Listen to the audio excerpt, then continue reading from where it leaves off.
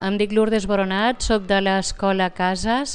i aquest projecte va sorgir quan nosaltres ens anàvem a anar de colònies, que hem anat a esquiar a Lles, i llavors vam posar un text que era "Avui he somiat", abans d'anar-nos, en què ens n'anàvem de colònies.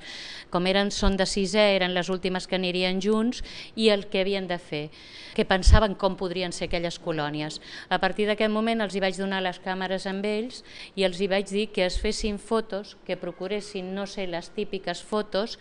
i que anessin per llocs de l'escola fent-les. Ells es van fer aquestes fotos, van decidir el format de com posar-ho, van triar que fossin quadrícula, van triar d'on posar-se ells, quina seria la primera, i es van gravar dient el que havien escrit, un tros, evidentment no tot el que havien escrit, i així va sorgir el projecte. I després, amb l'ajut de la Cristina, també vam posar el que era aquí somni, la definició de somni, no?